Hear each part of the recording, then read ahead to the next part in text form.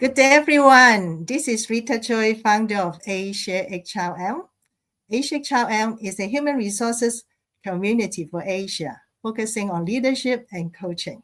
We help organizations build high-performing teams. We also have a coaching platform called Coaching Engage Plus, connecting qualified coaches with their potential clients. Our vision is to make coaching affordable and reachable to everyone globally. As a continuation of a series of webinars on tackling top HR challenges, today is the second session of the Singapore series. And the topic for today is navigating the multi-generational workplace, leading Gen Z in a new era.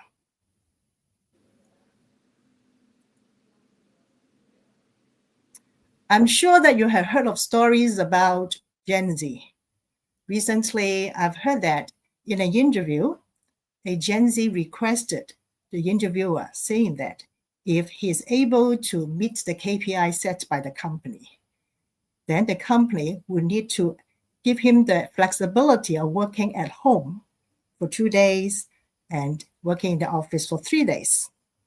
I've also heard of stories saying that 2 years of career plan for a Gen Z is too long. They love 1 year. I'm sure that these stories are not new to you.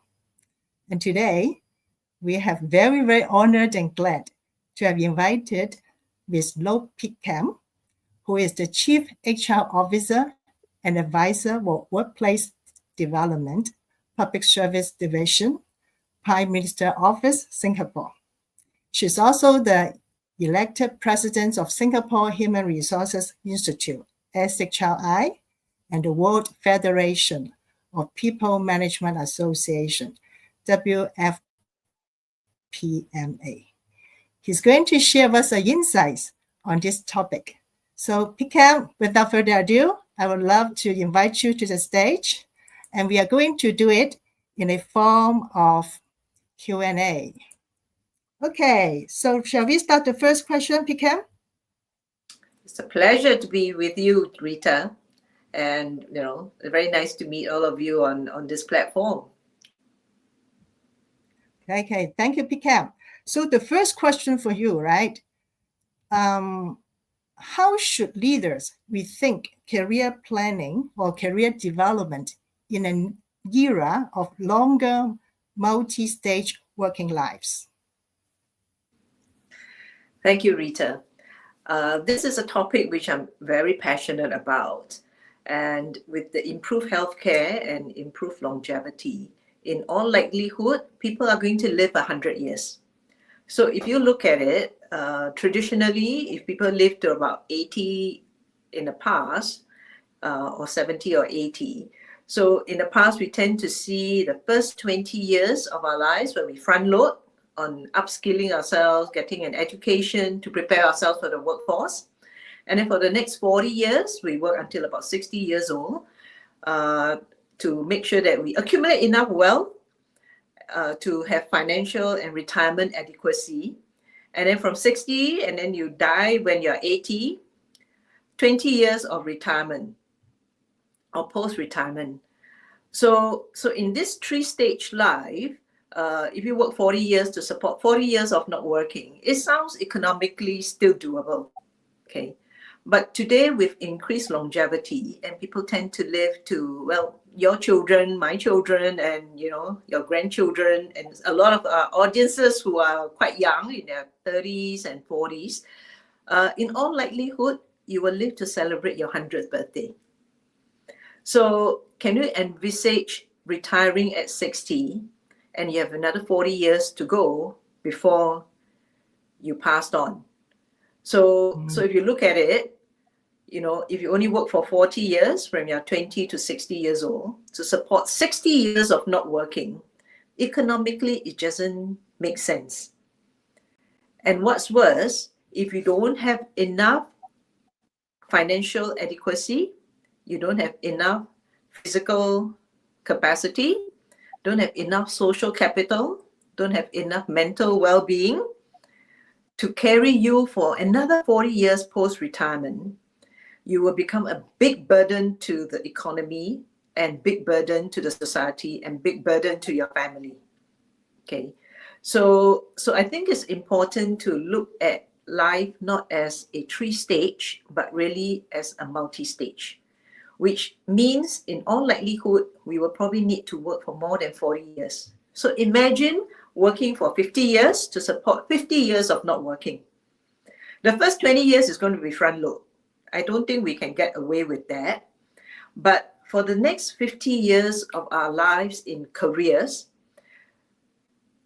look at it more as a multi-stage career, where you are actually running a multi-stage mini marathons rather than a 40-year sprint.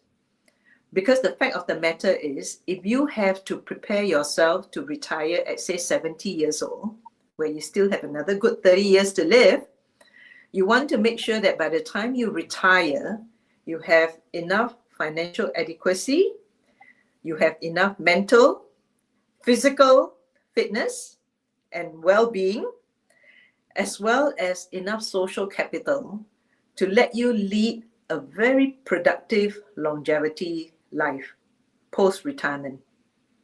So I'm 63, I'm going to be 64 next year, and I could be retiring. And what you want to do is you want to retire when you are able to enjoy life post-retirement. So I always ask people, what do you want to do after you retire? Give me one thing you want to do after you retire. And a lot of people tells me, oh, I want to go and, have a holiday. I want to spend more time with my family. I've worked, so hard for the last 40, 45 years. And I've neglected my family, and I've worked long hours. I sacrificed my sleep. I neglected my health. So I want to work on my health. Think about it. If you wait till you retire to do all these things, because you are so busy working on the financial aspect of retirement and neglected the physical, mental, social aspect, you are not going to enjoy your retirement, because you are going to be a very rich retiree that have a lot of money, but your family don't remember who you are because you have been away so much in your work. And if you say, oh, I want to bring my children and my grandchildren for holiday, guess what? Your children and your grandchildren will be busy working, and your grandchildren will be busy at school.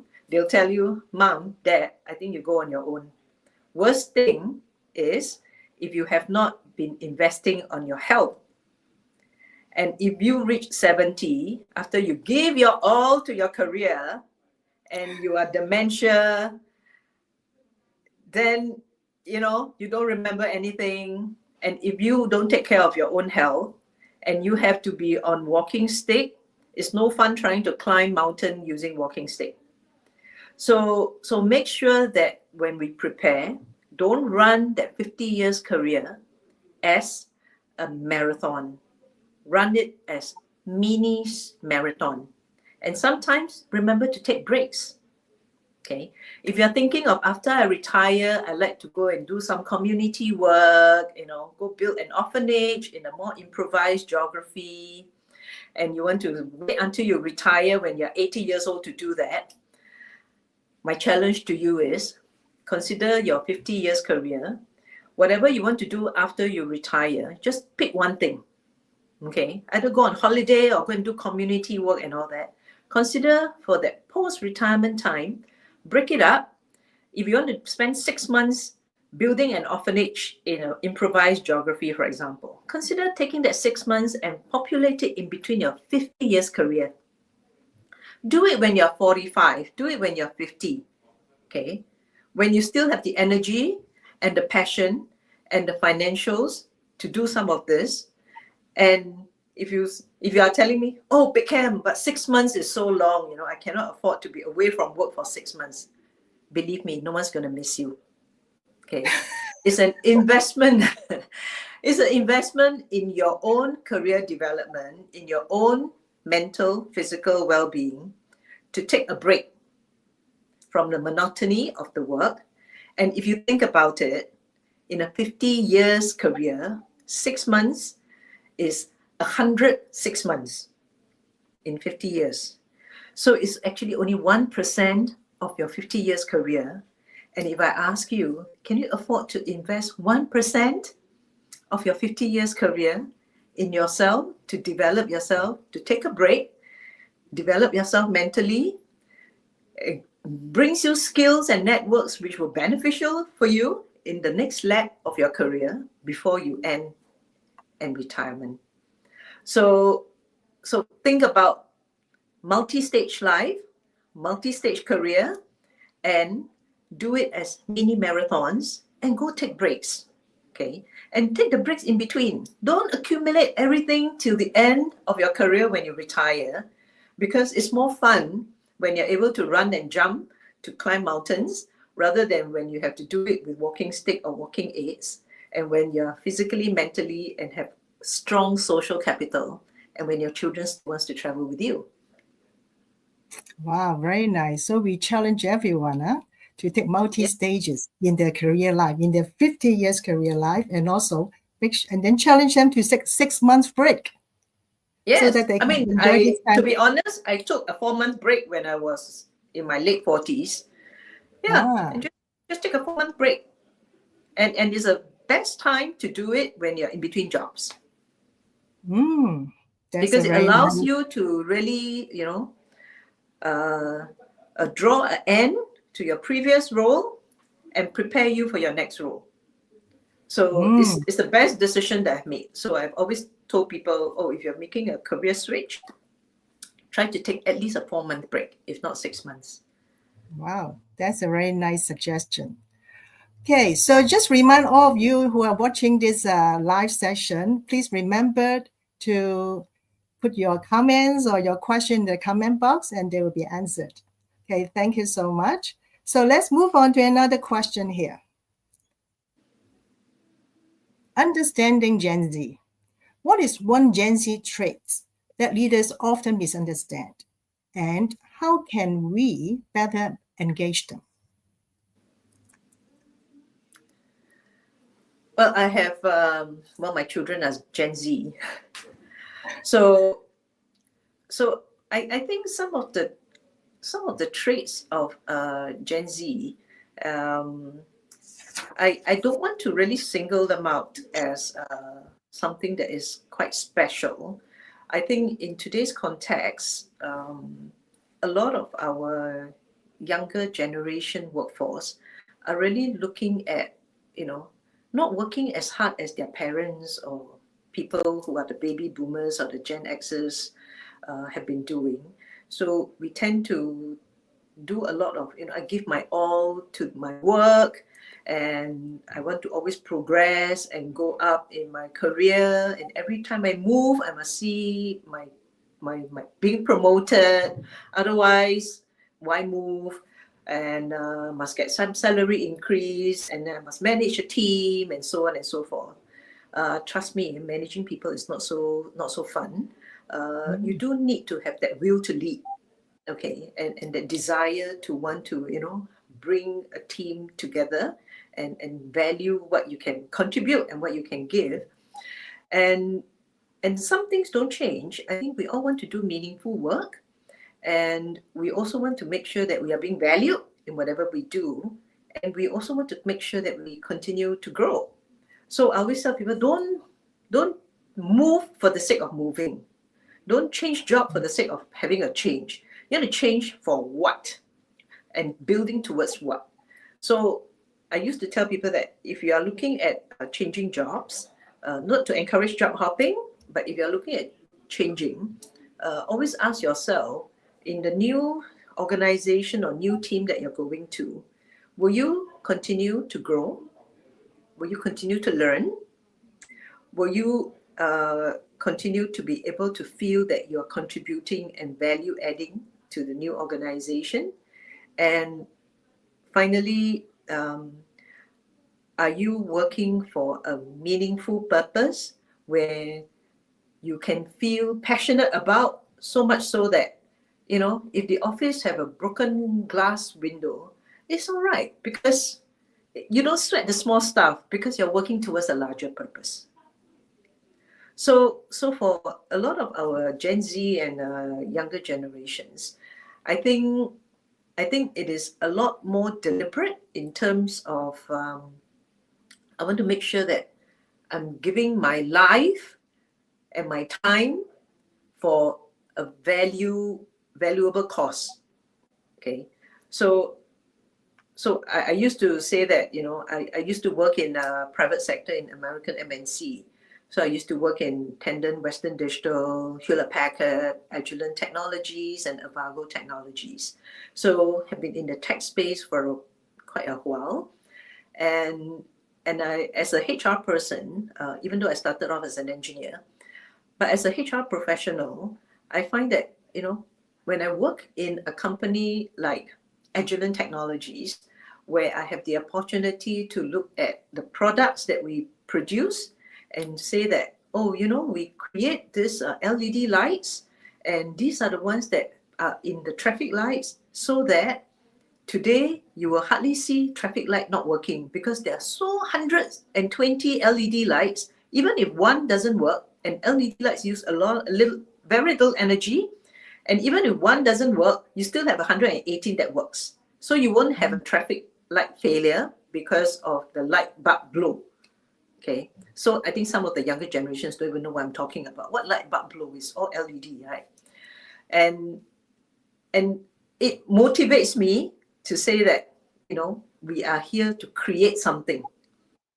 And if you put me in a, no offense taken, or no offense intended, but if I'm working in a tobacco company, okay, as a HR person, you know, I help to hire more people so that we can produce more tobacco, more people will smoke, more people will have cancer, and more people will die because of the products that we make.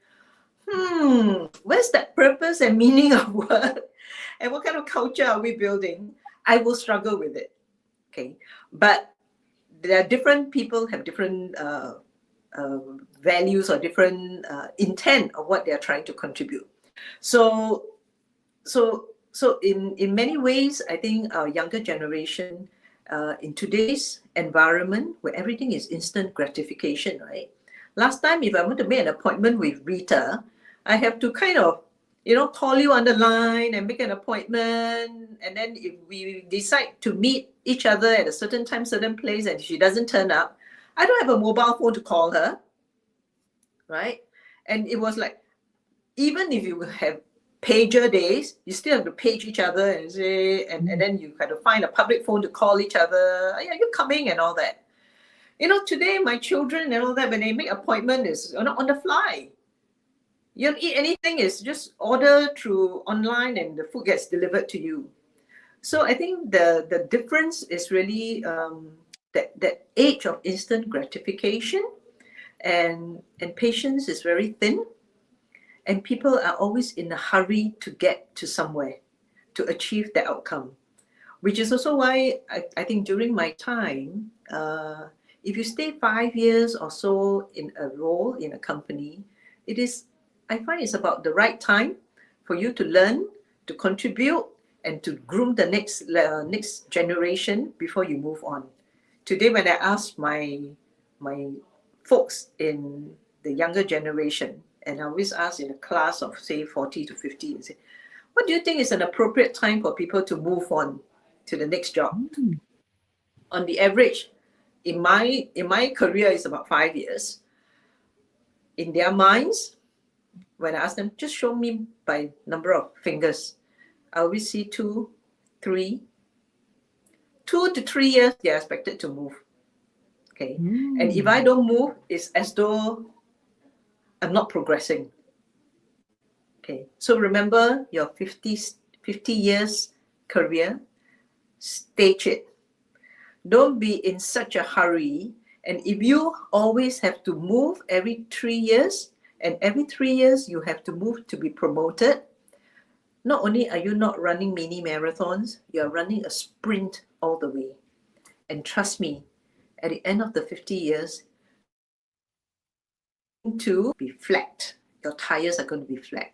You're going to be so exhausted, and you're going to step over so many different people that you will not have the time to smell the roses along the way.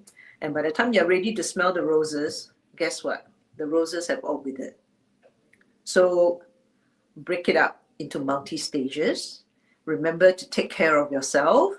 Remember to invest in yourself, not only in terms of your career development, but invest in your mental, in your physical, and your social capital. Okay. So you may want to say, I want to retire healthy and able to still climb Kota Kinabalu or KK. But if you don't invest in your physical health, to do your exercises, to train your muscles, you will not have the muscles to do that when you retire at 70. Wow. Peck Kem is an advocate for well-being, right? Not just on physical, but also mental well-being. Yeah, very, very nice. And I also love your insights about if you have to leave the current company for another company, make sure that you have a bigger purpose in that. You can find a bigger purpose in the new organization. Very nice. I really love this insight. Okay, thank you, Peck Kem. So earlier I talked about flexible working arrangement, right? It seems that nowadays Gen Z love this, they love to have this kind of flexibility. So what does flexibility really mean to them? And how can organizations respond without losing structure? Wow. I think it's not only the Gen Zs, to be honest. I'm not a Gen Z, but I love that fact of the matter that there is some flexible work arrangements that is accorded to me. And in essence, truth be told, I think it is a signal, and really what it means for an organization to say that I trust you enough to grant you this flexible work arrangement. So the key element is trust. Okay. A confession, I find that when I'm working from home, I actually work harder than I'm working in the office. Because when I work in the office, I have my colleagues and it's like, oh, tea break, come, let's go yum cha. Lunchtime, let's go socialize and, let's have lunch. And then, sometimes we tap our lunch back, and then you spend time chit-chatting, coffee pot talks and all that. But when I'm at home, once you wake up, you kind of plug yourself onto your laptop and start to work, and then you do your calls and all that. And very often you even forget to go to the toilet and forget to go for your breaks. Mm-hmm. And in today's context, it is so convenient, right? You just make a call or online. You don't even have to talk to anybody. You just go online and then the food gets delivered to you. So you don't leave your seat. And you find that you're working longer hours, and people expect that, oh, if you're working from home, you should still be accessible because you should be working and not shopping somewhere. So people assume that you should be available and they just call you or they just contact you online. So I find that personally for me, I'm quite sure it's true for others, that actually when I'm working remotely or working from home, I'm actually working a lot harder. Okay. But what I appreciate most is that my organization or my manager trusts me enough to let me make that decision to say that, well, actually today, most of my meetings are online. I don't have to spend that 1-2 hours commuting up and down. And especially for women like me, I don't want to look pretty. I spend another half an hour, makeup, hair, and dress up nicely and all that. And those are time, well, not quite wasted, but those are time which I could save if I'm working from home. Okay, because I could be doing a webinar or a podcast, just wearing my pajamas, but I just top with a nice jacket. And you won't know better, right? Because you don't look below my top. So I think the reason why people value the work from home option is not just saving on commuting time, but it's a strong signal that we trust that you're mature enough to know which are the days. I'll just give you broad guidelines, and I'll tell you that, we would like to have you back in the office 3 days, and maybe on this day and that day, so that we can all come back together and still have that bonding of a team. But apart from that, I empower you to decide on how you want to run your work life and how you want to run your work day.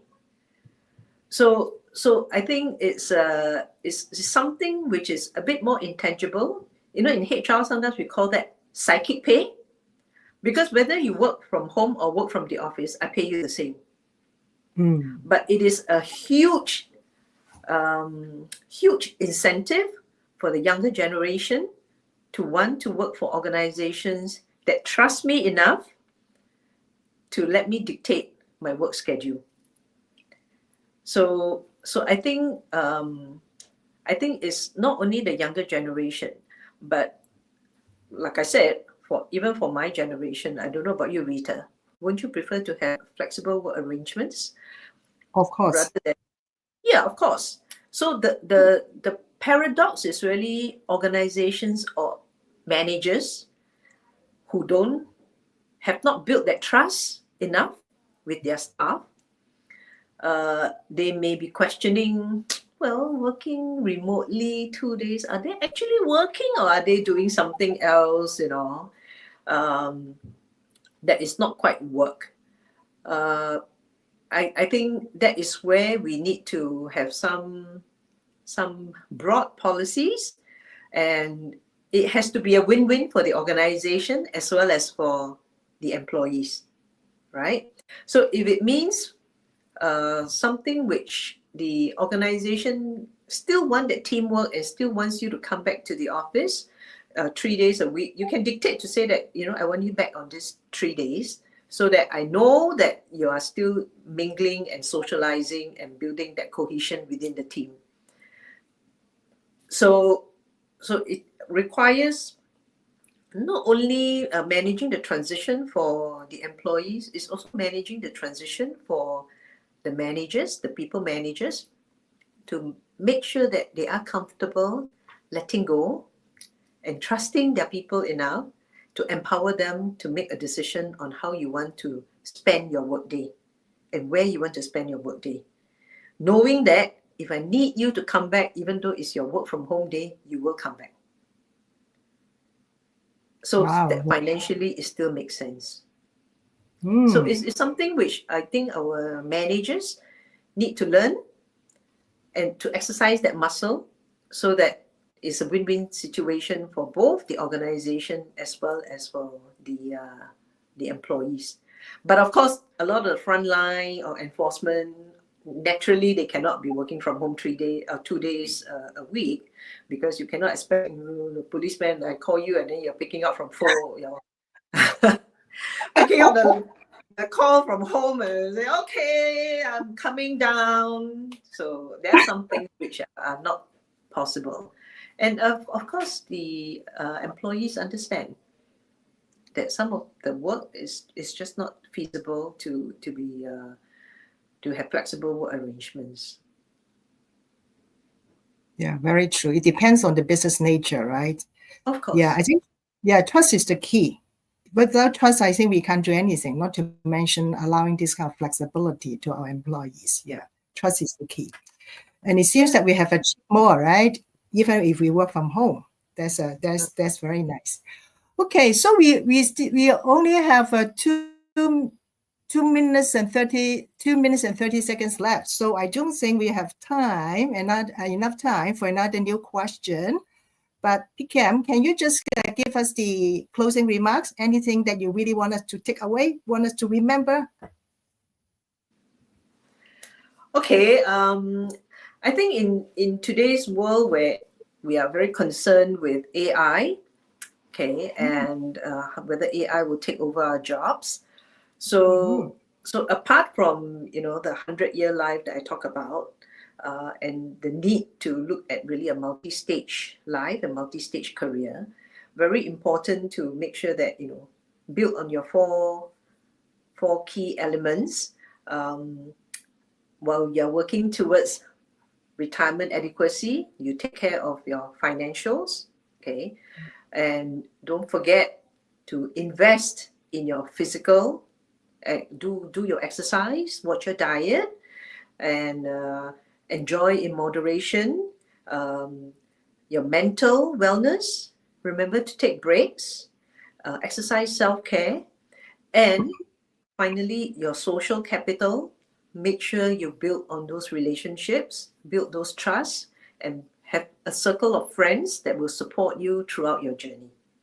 So, as you talk about a multi-stage career, today technology is going to take over a lot of the more mundane work that we have. So, we are really looking at how you fractionalize work to different tasks, and some of the tasks can be done by robots. And as we talk about agentic AI, I would say the human element will not go away. You will have high tech in many ways, but remember, whatever we do, you want to go high tech, but always make sure that the human element and human centricity is there. So as you go high tech, go high touch. Okay. So this is something which, as you all know, Singapore is very into using technology. And for those of you who have visited Singapore and come into our immigration, you will find that it is actually quite a breeze to clear immigration, and there's hardly a queue. So for a Singaporean who have traveled and come back to Singapore, the experience has always been quite seamless. And as long as you fill up what we call a SG arrival card, when you reach immigration, there's actually 2 gantry. You don't even need to scan your passport. You go to the first gantry and just stand there, and they just look at the screen. You don't even have to smile. The screen will the barrier will open up for you. Okay, and then as you cross to the second barrier, it will actually look at you and say, "Welcome home, Singapore. Welcome home, Peck Kem." Right? Yeah. So that's very high touch and very seamless. Okay, high tech but very seamless. I happened to be back from Milan in September this year, and it happened to be my birthday when I arrived. And after I filled up my SG arrival card and I got into the immigration, and I look at the first gantry and it kind of opened up, and I crossed to the second gantry, and normally I will see that "Welcome home, Peck Kem." Okay. But since it was my birthday, it actually says "Happy birthday, Peck Kem," with balloons and all that was on the screen. So I was like Rita was like, "Oh wow, that's so nice that they say happy birthday to me on my birthday." Wow. What does it cost? What does it cost ICA to do that? Nothing, because they have all the information in their database. And it's just a matter of, if instead of "Welcome home, Peck Kem," it was "Happy birthday, Peck Kem." It made my day. Wow, that's nice. A good demonstration of high tech and high touch, right? Yes, high tech yet high touch. So don't try to fight the AI wave, because it's here to stay. It's going to make life better for us, but use it as an enabler. And don't forget, self-care, invest in yourself, high tech, but high touch. So that's my closing remark. Very clear message. Thank you so much, Peck Kem. Wow, I really love that. Thank you so much for the info session. Yeah, we have learned a lot from you, especially on the multi stages in these 50 years of career life, right? Make sure that we have self-care, treat ourselves better in terms of physical health, mental health, social health, and also the financial health. Yes. Thank you, Peck Kem. So that's the end of our session today. Next Wednesday, we have another HR leader who is going to share with us tips on how to retain employees. And she's going to use the MEET framework to walk us through this staff retention journey. Thank you so much. And I wish everybody enjoy the rest of the week, and we'll see you next Wednesday. Thank you, Peck Kem, again. Thank you so much. Thank you. Bye-bye.